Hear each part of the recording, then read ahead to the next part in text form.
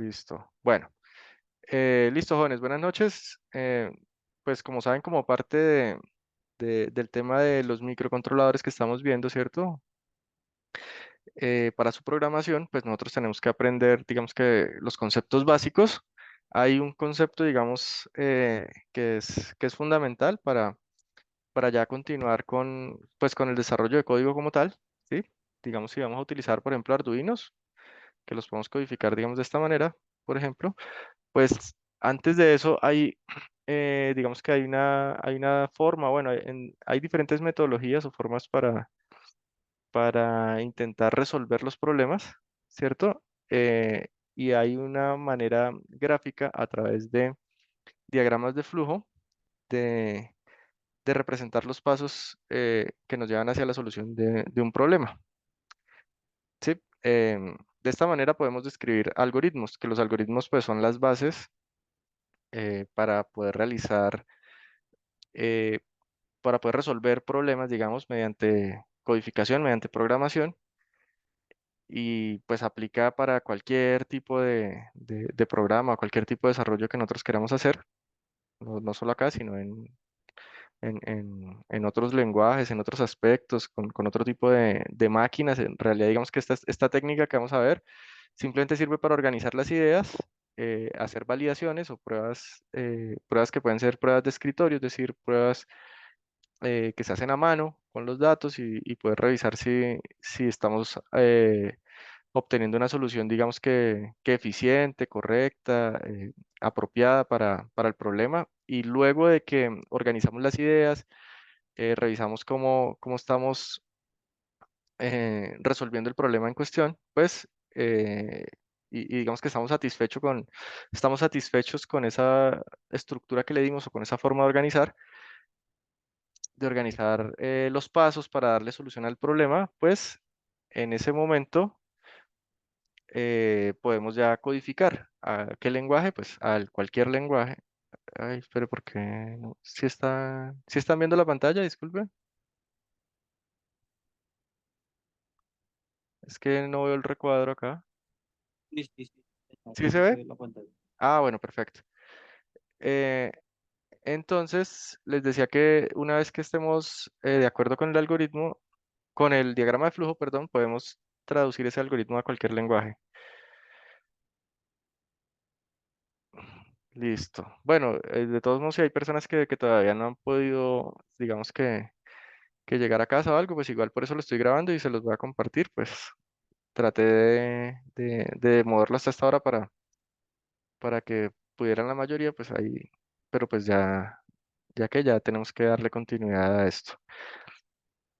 Entonces, como tal, diagramas de flujo es lo que vamos a ver, que son unos diagramas que utilizan unos símbolos y utilizan, pues como lo dice su nombre, un flujo de información, ¿sí? Una forma de representar cómo está moviéndose o fluyendo la información a través del proceso y que nos tiene que entregar un resultado. Normalmente es la solución de un problema, pero pues no quiere decir que sea la única aplicación. Lo podemos aplicar en muchas cosas, por ejemplo, en procesos.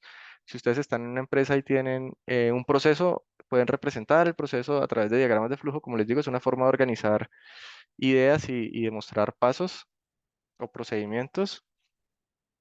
Entonces, si se fijan, acá nos dicen que es un algoritmo. Un algoritmo describe el método para realizar una tarea. Es una secuencia de instrucciones que ejecutadas adecuadamente dan lugar al resultado deseado. Entonces, hay ejemplos de algoritmos que no son informáticos, les decía, la aplicación puede ser en muchas áreas. Por ejemplo, una receta de cocina es un algoritmo, ¿cierto? Porque cuando nosotros leemos una receta de cocina, en la receta nos dicen los pasos, las cantidades y toda esa información que nos dan. Si nosotros la seguimos al pie de la letra, pues nos van a dar como resultado el mismo producto, así lo hagamos acá o lo haga una persona que está en Japón o lo haga una persona que está no sé, en la Patagonia. Si sigue bien las instrucciones con los mismos elementos y la hace como dice la receta, pues va a tener el mismo resultado siempre. Una partitura musical también, si lo interpreta un músico correctamente, pues va a obtener el mismo resultado. Los planos con las instrucciones para construir una casa, pues si se ejecuta correctamente la construcción, deberían obtener siempre la misma casa, así se haga en lugares distintos. ¿Sí? Entonces son instrucciones, ¿cierto? Eso es un algoritmo. Entonces, ¿por qué nos interesan los algoritmos?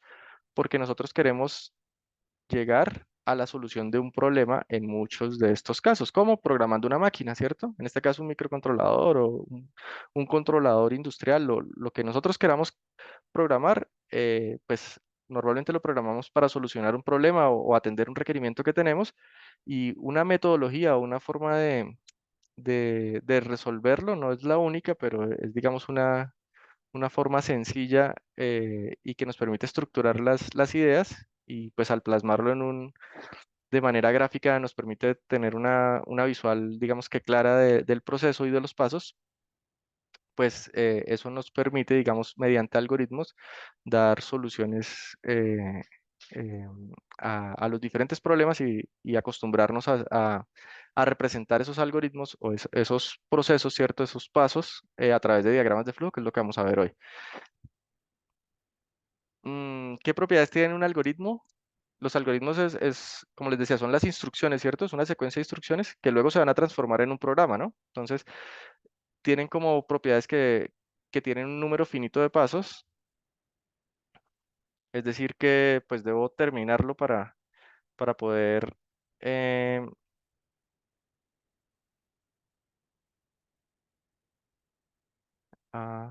espere, creo que hay alguien que necesita ser admitido. Y Mm, una de las chicas se está viendo entrar. es que yo no sé por qué no me sale. Acá me tiene que salir el mensaje y no me sale. Dice participantes. Admitir. Ah, ya, ahora sí, qué pena, ya pude. Listo, entonces debe tener un número finito de pasos, pues porque no puede quedar inconcluso, ¿cierto? Digamos, aunque en algunos puede tener algunos ciclos que pueden llegar a ser muy extensos y eso, pero pues se debe poder plasmar, digamos que en un diagrama. Y debe poderse traducir. Debe tener definibilidad, es decir, cada paso debe ser definido de modo preciso. Debemos pues tratar de tener la mayor cantidad de información posible, ¿cierto? Para atender nuestro problema y poderlo solucionar, debe tener un conjunto de entradas y datos iniciales del algoritmo. Entonces eso ahorita lo vamos a ver, que normalmente tenemos que o leer datos o, em, o contar con alguna información inicial. Y el conjunto de salidas, pues es la respuesta que vamos a obtener. Puede ser que encendamos un motor, encendamos una alarma o imprimamos un mensaje en pantalla o enviemos un mensaje por la red. Bueno, pueden ser tipos diferentes de salidas y la efectividad de las operaciones a realizar deben ser básicas para que el procesador pueda realizarlas de modo exacto en tiempo finito. Entonces vamos a ver que estamos hablando de procesos muy puntuales, muy sencillos en cada paso. Debemos tratar de definirlo de la manera más sencilla posible. Y lo otro es que también bueno, hay una especie de patrones o estructuras que se van a repetir. Ustedes las van a ver que las empiezan a repetir cuando empiezan a desarrollar los algoritmos, pero al final resulta que hay una cantidad muy alta de soluciones. En algunas soluciones puede ser infinita, entonces los algoritmos no siempre van a ser iguales para solucionar el mismo problema. Es decir, hay gran cantidad de soluciones posibles para el mismo problema, ¿sí? Una persona puede intentar solucionar un problema de una manera, otra persona puede intentar solucionar el problema de otra manera, y como somos tan distintos, pues podemos obtener múltiples soluciones, ¿sí? Es extraño que personas completamente aisladas pues obtengan el mismo resultado, ¿no? Puede llegar a pasar, pero es poco probable. Listo. Espero que por acá hay alguien más. Sí, listo. Bueno, ahora, para representar los diagramas de flujo, ¿cierto? Antes de hacer nuestros primeros algoritmos, tenemos unos símbolos que debemos aprender y debemos manejar. Pues yo les voy a compartir este documento, entonces ustedes ahí pueden revisarlos. Em, este símbolo de acá, que es como un rectángulo redondeado, ¿sí? Algunos lo hacen a veces más ovalado, a veces parece casi una elipse, pues es el comienzo y el fin del programa o del algoritmo o del diagrama de flujo o de la solución del problema que estamos haciendo. Entonces, normalmente es este rectángulo redondeado. Un proceso en general, cuando decimos proceso, quiere decir una operación. Normalmente sí puede ser una suma, una resta, una división, no sé, el cálculo de un porcentaje, el cálculo de una raíz. ¿Sí? Normalmente son ese tipo de operaciones, un incremento, un decremento. Bueno, esos son tipos de procesos en general. ¿Es procesos de qué? De la información, porque normalmente estamos manejando acá es información. Em, Esto que vemos acá es una toma de decisiones. Si se fijan, es un rombo. Lo que pasa es que el diagrama de flujo, él nos va a permitir que la información ingrese por alguna de las esquinas que tiene este rombo y salga por alguna de las otras, por dos esquinas más, ¿sí? En una de las esquinas va a ser la salida afirmativa para una condición lógica que va a estar acá adentro, y en la otra salida puede ser la salida, perdón, si una salida es positiva, la otra salida sería la negativa. ¿De qué? De la condición lógica que establezcamos acá en la toma de decisiones. Me explico. Una toma de decisiones sirve para hacer una pregunta, pero esa pregunta debe ser una condición lógica, es decir, debe poderse resolver como un estado lógico, como un cero o un uno, es decir, como un verdadero o un falso. Entonces, por eso solo va a tener dos posibles salidas ese flujo. Si me explico, yo tengo que hacer preguntas acá cuando tenga mis condiciones lógicas y el resultado de esas preguntas debe siempre resultar en verdadero o en falso, para que haya dos flujos posibles de salida, el flujo verdadero y el flujo falso. Entonces, un ejemplo de una condición lógica puede ser, por ejemplo, el dato que leyó es par, entonces solo hay dos posibilidades, ¿cierto? O que sea verdadero, el dato que leyó es par, es un número par, o que el dato que leyó no es par, entonces sería falso, ¿cierto? Solo hay dos posibilidades. Otro ejemplo de una condición lógica para tomar decisiones puede ser, por ejemplo, que digamos que la cantidad no sé, de botellas que está contando es menor que 100. Entonces, si la cantidad de botellas que está contando es menor que 100, si es verdadero, pues va a tomar un flujo. Y si eso no es verdadero, o sea, es falso, va a tomar el otro flujo. Estas condiciones lógicas pueden ser tan complejas como nosotros queramos. Es decir, puede ser si el botón de encendido está en on y la palanca no sé, de posicionamiento uno está en B y además el tiempo de operación es menor a una hora y además la alarma no sé, de nivel alto alto está en bajo. Si todo eso se cumple, entonces es verdadero, haga esto. Si alguna de esas no se cumple, pues sería falso, entonces tome el otro flujo. Es decir, las condiciones lógicas nosotros las podemos anidar, pueden ser tan grandes y tan complejas como queramos o tan sencillas como lo que les decía hace un momento. ¿Es un número par? ¿Sí o no? Pues por ahora de pronto no les quede muy claro. Ahorita hacemos un ejemplo y con los ejemplos ahí se van resolviendo, pero tener en cuenta eso. Digamos que este bloque es clave porque hace que los diagramas de flujo puedan ser muy grandes y pues sean más complejos y resuelvan problemas también más complejos. Esto que tenemos acá es la entrada, eh, este bloque, que si se fijan es como un rectángulo, pero como en diagonal, ¿cierto? Eh, entonces representa que están entrando datos. Acá dice que por teclado o que están saliendo datos por pantalla, ¿sí? Pues en general es una entrada de datos o una salida de datos también. Sí, es decir, que la información, estos bloques nos indican en qué momentos del algoritmo o del diagrama de flujo en este caso, que es lo que estamos viendo, ¿cierto? Que es una metodología que les digo, aplica para muchas cosas, pero acá lo estamos viendo para hacer algoritmos.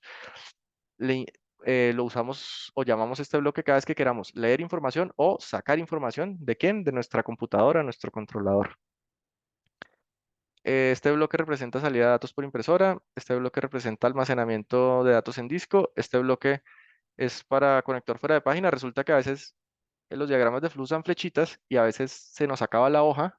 El, el- el diagrama que necesitamos para resolver o para representar algo es muy grande, entonces como se acaba una hoja, nosotros qué hacemos, la flechita al final de la hoja le ponemos este conector y en otra hoja nueva ponemos el mismo conector y le ponemos un número, ¿sí? Digamos, en el final de la primera hoja le ponemos el 1, en el inicio de la segunda hoja le ponemos el 1 y así sabemos que ahí continúa el flujo de información con la flechita que se salió o se desbordó de la hoja anterior. Es para eso, para conectores fuera de página, para cuando el algoritmo es muy grande y no nos cabe en una sola página. Bueno, si ustedes tienen dudas o preguntas, ahí pueden habilitar el micrófono y me van consultando. eh, y pues si no, pues yo asumo que todo está bien y continuamos. La línea de conexión de dirección de flujo, les decía, como la metodología o el nombre es diagramas de flujo, pues siempre la información, que es lo que estamos manejando acá, debe fluir en una dirección. Y esa dirección la determinamos con la puntica de la flecha que le damos a las líneas que estamos representando en esos pasos. ¿Sí? Bueno, esos son los símbolos en general. Hay más símbolos, pero digamos que esto sirve para resolver problemas en general con información. Ahorita, bueno, si ustedes de pronto se han fijado por acá, PowerPoint, ¿sí? PowerPoint es una herramienta que se facilita, nos permite hacer algoritmos ahí sencillos, pues no muy grandes porque pues el tamaño de la hoja no es muy grande, pero si ustedes vienen acá a formas, se fijan que acá dice diagramas de flujo, ¿cierto? Flowchart o diagrama de flujo. Y ahí ven los elementos, ¿sí? Si yo pongo el mouse, ahí me dice, mire, data, o sea, ingreso, salida de datos. Bueno, y acá este que era por impresora, ¿cierto? Document, se llama documento, bueno, que es lo que veíamos que era impresión o salía por documento. Y así, acá están los terminador, ¿sí? Este era el del inicio o final. ¿Sí? Bueno, ver, listo. Bueno, Papá, eso toca abrir esta caja. ya les mostré entonces, digamos que los elementos, vamos a ver cuáles son las reglas básicas que debemos emplear para crear un diagrama de flujo y hacemos unos ejercicios y luego de eso pasamos pues ya lo siguiente es que las variables de Arduino, la definición de las variables y ya la estructura del programa para hacer programación como tal en los Arduinos. Pues acá sería simulándolo. Las reglas básicas para esto, para los diagramas de flujo. Todos los símbolos han de estar conectados, ¿sí? No deben estar sueltos. Si se fijan, acá hay un ejemplo y todos están conectados. ¿Por qué? Por las líneas de flujo. Si se fijan, la información siempre fluye de arriba hacia abajo porque pues es por el orden que nosotros le damos a los diagramas, ¿cierto? Desde el inicio hacia abajo. Algunos diagramas vamos a ver cuando tengamos tomas de decisiones que pueden tener flujos laterales, ¿cierto? Hacia los lados o devolverse incluso, pero en general el inicio siempre está arriba y el final siempre está abajo. Entonces, eso nos produce que siempre haya una conexión o una interconexión entre todos los símbolos y pues que no tenga que haber ninguno por ahí suelto o desconectado. Eso estaría mal. O pues sí, no se podría entender cómo sería el flujo de información si está desconectado. Segunda regla, a un símbolo de proceso pueden llegar varias líneas.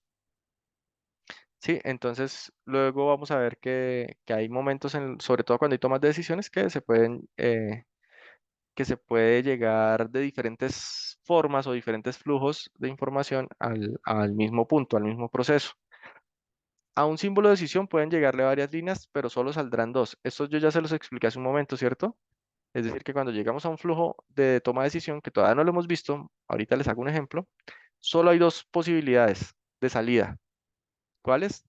Que sea verdadero es una y que sea falso es la otra. Y las preguntas debemos acomodarlas, normalmente son condiciones matemáticas para que solo haya una posición. Por ejemplo, una forma de acomodar una condición matemática es con un mayor o un menor que, ¿cierto? Usted puede decir, el número A es mayor que cero, eso solo tiene o una respuesta verdadera o una respuesta falsa, ¿cierto?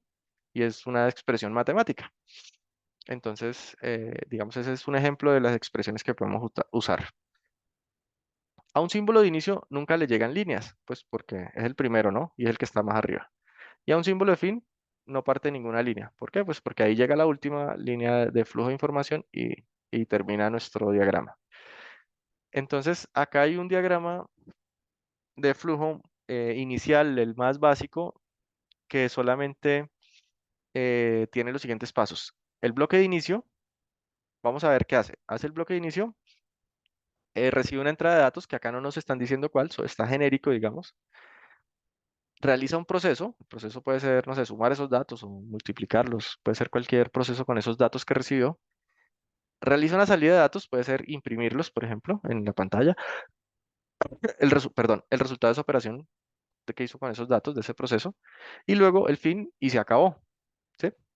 Este es el diagrama de flujo, digamos, en general, utilizando los símbolos que vimos hace un momento, pero pues que acá no nos está diciendo qué problema resuelve, sino que está, digamos, que representando de manera general eh, la solución de un problema sencillo. Sí, no se necesita repetir cosas, es muy sencillo, solo el flujo viene directo de arriba hacia abajo. Bueno,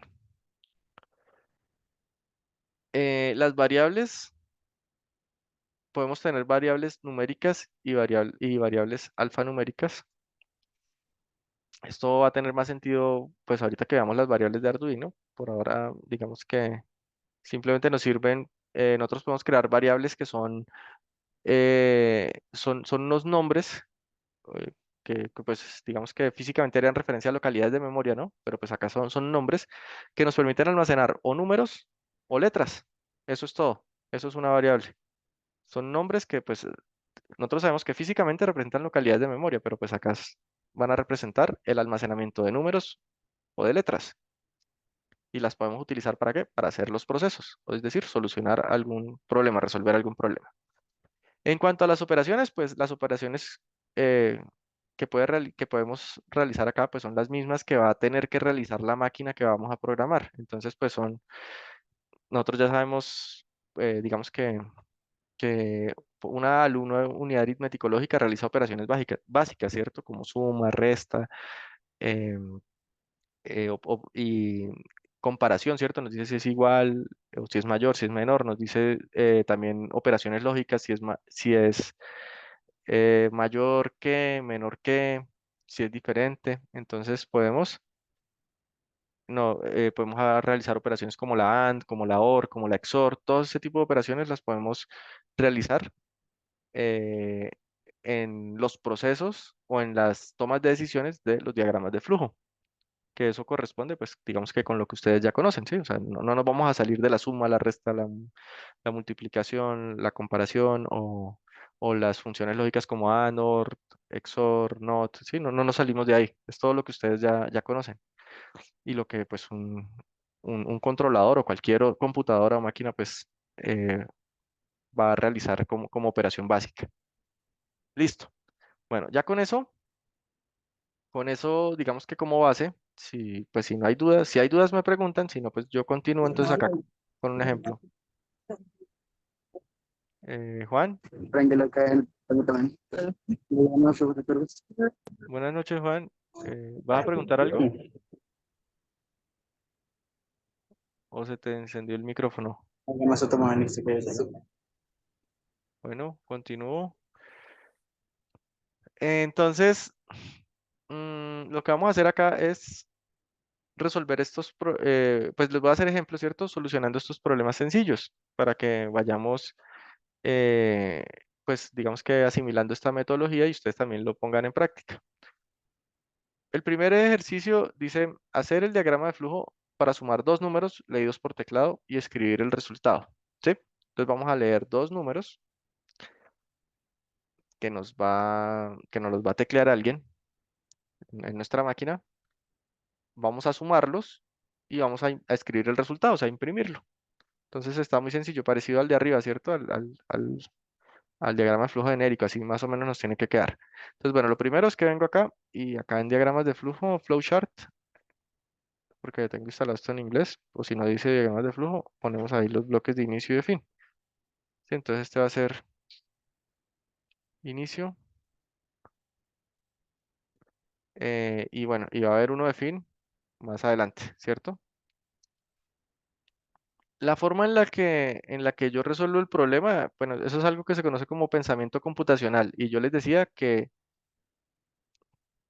cada persona lo puede resolver de diferentes maneras de acuerdo a su conocimiento, a su experiencia, a su práctica, ¿sí? si uno practica mucho, digamos, haciendo esto, pues encuentra unos patrones o unas formas de hacerlo más eficientes. Pero no quiere decir que haya una forma mejor o una forma peor de hacerlo. Solo hay diferentes formas. Entonces, les voy a mostrar la mía y ustedes pues van a ir desarrollando su forma de resolver sus problemas y de hacer sus códigos o su programación. Entonces, para sumar dos números leídos por teclado, para mí lo primero que debo hacer pues es contar con la información, ¿cierto? Así como nos mostraban acá en el diagrama ejemplo, entrada de datos. ¿Por qué? Pues porque yo necesito tener algo de datos para poder luego hacer operaciones. Entonces, lo primero que voy a hacer es buscar el bloque. ¿Recuerdan el bloque de entrada o de salida de datos? Era el mismo, ¿cierto? Para la entrada o para la salida. Entonces, en este caso voy a usar el bloque como entrada, que es este de acá, para leer mis datos, ¿cierto? Entonces acá lo que voy a hacer es que voy a leer y eh, voy a leer el número A. ¿Qué es A? Es el nombre de la variable. Yo les decía que las variables físicamente para nosotros tienen sentido como localidades de memoria. Acá, como esto es abstracto, le vamos a dar un nombre. El nombre que yo le voy a dar es a mi variable, a una variable que me va a almacenar el primer número. Le pueden dar cualquier nombre, sí, el nombre que quieran. Yo podría haber escrito, bueno, o sea, de hecho, si yo quiero, le quito esto de número y puedo decir solo leer A, porque yo ya sé que es un número, ¿sí? No tengo que darle formato acá porque esto es abstracto, ¿sí? Digamos que no. Puede ser necesario que llegue a ese nivel de detalle, de decir el tipo de dato que estoy manejando, pero no es estrictamente necesario. Simplemente puedo decir que voy a leer A y A es una localidad de memoria o una variable en este caso. A es mi variable que me almacena el primer número y B es otra variable o localidad de memoria que me almacena el segundo número que alguien me está escribiendo por teclado. ¿Sí? Entonces, de esa manera, yo ya recibí la información, ¿cierto? Dice, hacer un diagrama de flujo para sumar dos números leídos por teclado. Yo ya leí los dos números. ¿Cómo los leí? Pues con este diagrama de bloques leí uno. Perdón, con este bloque leí uno y con este bloque leí el otro. ¿Qué me falta acá para que sea un diagrama de flujo? Me falta que la información fluya, es decir, inicio lo que le está diciendo es a la máquina que se incendió, ¿cierto? Que hay que encender la máquina, que hay que prenderla, el microcontrolador, el PLC, el computador, lo que sea. Y la flechita o el diagrama de flujo, lo que dice es que, lo que dice el diagrama de flujo es que, perdón, la flechita es que la información va a fluir en la dirección que ella diga, ¿sí? Entonces, voy a poner otra flechita que dice que después de que se inicia o se prende la máquina, lee el primer número, luego de que lee el primer número, lee el segundo número. El siguiente paso, ¿cuál es para resolver este problema? Acá dice que hay que sumarlos, ¿cierto? Sumar los dos números. Entonces voy a hacer un proceso. El bloque de proceso es este rectángulo acá, ¿cierto? Lo voy a poner por acá. Y ese bloque de proceso voy a escribir lo siguiente. C, una nueva variable que creé, va a ser igual a A más B. Si se fijan, esto es como tal la instrucción que yo le daría a la ALU, ¿cierto? A la unidad aritmético lógica. Es decir, cójame la localidad de memoria A y súmele la localidad de memoria B y deme el resultado en la localidad de memoria C. Eso es lo que yo le diría a la máquina. Entonces, por eso está en el bloque de proceso. Como tal, es una operación o un proceso. Bueno, el diagrama de flujo sigue, ¿cierto? Entonces, inició, prendí la máquina, leí el primer dato lo guardo en A, leo el segundo dato o el segundo número, lo guardo en B. Luego la máquina o la ALU hace la operación. Luego de que la hace, ¿qué tengo que hacer? Escribir el resultado, dice acá, ¿cierto? O sea, imprimirlo. Vuelvo y uso el mismo bloque de leer o de sacar información, y en este caso le digo que lo que haga sea imprimir. En vez de leer, le voy a decir imprimir C porque C me debe almacenar el resultado, ¿cierto? La variable C tiene el resultado de la operación que acaba de hacer. Perdón. Y ahí me falta que el flujo de información, ¿cierto? La información sigue fluyendo así. Luego de que imprimo, sé qué tengo que hacer. Nada, ya resolví el problema, ¿cierto? Resolví todo el ejercicio. Entonces, simplemente me queda decirle a la máquina que se apague, que este es el fin del programa o de la solución de ese problema. Entonces acá le pongo fin. Y pues obviamente la información tiene que, perdón, el diagrama de flujo tiene que indicarme que después de hacer esto, el siguiente paso es, fin, o apagar la máquina, como lo quiera llamar. ¿Listo? Entonces, si se fijan, este diagrama de flujo tiene una forma similar a la que les había mostrado ahorita, que es la forma de resolver los problemas más sencillos. Pero nosotros, como en general nos encontramos con problemas cada vez más complejos, vamos a encontrar que esos diagramas pueden crecer y crecer. Listo. Bueno, ahora vamos a intentar modificar el anterior diagrama de flujo para sumar 100 números leídos por teclado. Entonces, fíjense, acá ya nos pusieron un reto que va a tener que modificar ese diagrama de flujo de una manera que le damos 100 datos y pues ojalá que sea eficiente. Yo les decía, no hay soluciones correctas e incorrectas, hay múltiples soluciones, muchas, pero pues va a haber unas que son muy extensas y pues tratamos de buscar una que sea ojalá eficiente y fácil de representar acá en el diagrama, ¿cierto? Entonces, pues piénsenlo cómo lo harían con esos bloques que tenemos. eh, y bueno, yo acá tengo el inconveniente, es que ¿qué? El Zoom que yo tengo solo me permite compartir por un tiempo y ya se está acabando el tiempo. Entonces me toca compartirles, creo que otra vez el enlace para que se vuelvan a unir. Y ahí continuaríamos con la siguiente parte, ¿listo? Con esta solución. Sí, entonces vayan pensando la solución. Ya voy a cerrar este enlace y les comparto el nuevo enlace para continuar con con la segunda parte. ¿Sí? Listo, sí, señor. Listo.